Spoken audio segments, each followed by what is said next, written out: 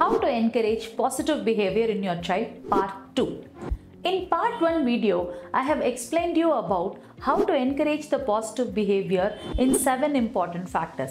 But that was based on effective communication and building a strong relationship with your child.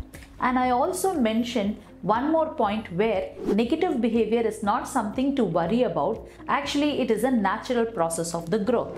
And to encourage the positive behavior, you have to react to that negative situation in a positive way, which will change the whole scenario.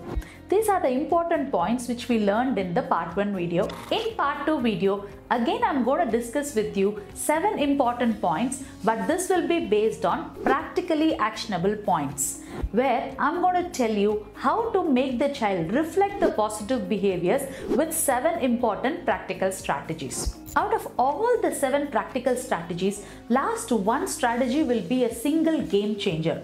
So watch the video till the end. If you want to listen to more videos on practical parenting strategies, hit on the subscribe button. Myself Rohini, your natural frequency parenting coach. Now, let's dive deep into the practical strategies of helping your child to reflect their positive behavior.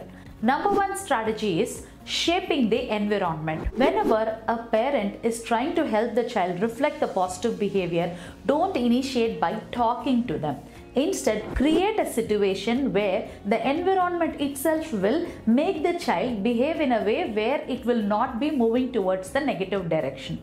For example, what you can do in the environment is helping the child having their own study environment, having their own toys arranged shelf. Now what you're trying to give is, you're trying to tell your child that this is your space for study, this is your space for learning, this is your space to enjoy, okay, and keep all your things. Now what here happens is, whenever the child is getting bored and wants to see TV or mobile and throws a tantrum at you, you can tell your child, go to your play space and find out what is interesting and play there. Now what happens is, when the child goes there, don't keep a lot of mundane toys. Instead, you can keep puzzles, science-based experiments or map puzzles or so many other activities which will actually instigate the child to do those activities instead of falling into a trap of digital addiction. And secondly, when you are going to shape up an environment, automatically the mind of the child will switch into that mode whenever they enter.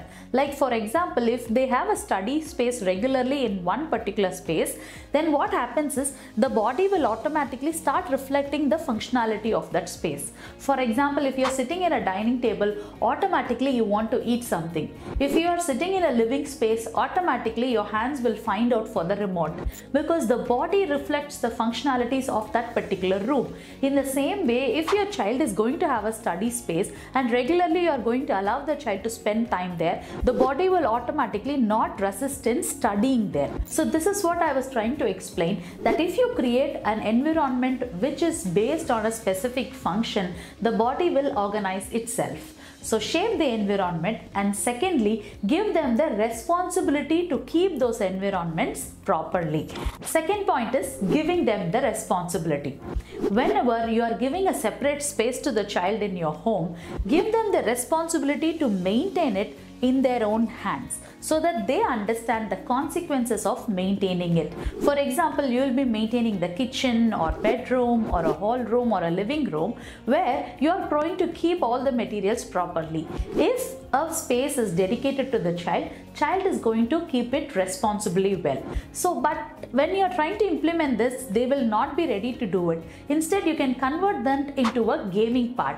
How? Because you can tell them like, kitchen is my space, I'm going to keep it clean. You can keep your space clean. Let's see who is keeping it clean. In this way, you can have some competitive games where the child will start reflecting to show that this is my space, I will keep it clean. This is my space, I will keep it better. So what you're doing is, you're not only giving them the environment, you're giving them the responsibility to keep that environment. But in that process, you need to have a routine.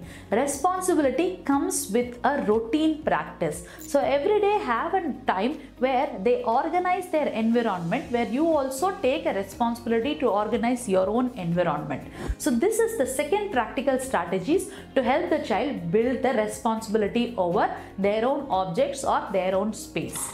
Third, decide what's important. When I say decide what's important means whenever you're going to instruct or give any instruction to your child, think before whether it is necessary to interfere. What is happening nowadays is parents are doing a micro parenting.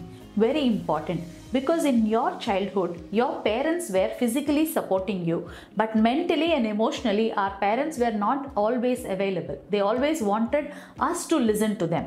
But nowadays we are shifting that into an evolutionary process where we want to support our child mentally and emotionally. But in that process you are putting a lens into your eyes and doing a micro parenting, which makes the child irritated about that fact. So in a day, make sure you at least interfere 2-3 times in a day into their behavior rather than always interfering in whatever they do. So what here I'm trying to do is avoid micro parenting throughout the day. Have a limitation that you're going to interfere only 4 to 5 times in a day and not more than that. Because throughout the day, if you're going to interfere more than 10 to 15 times in whatever the child is doing, then definitely the child is going to repeat that negative behavior again and again. So what you have to decide is whether it is important to interfere in these aspects of their behavior. If it's not important, just leave it aside, because giving too much attention will also fire us back. So decide what's important.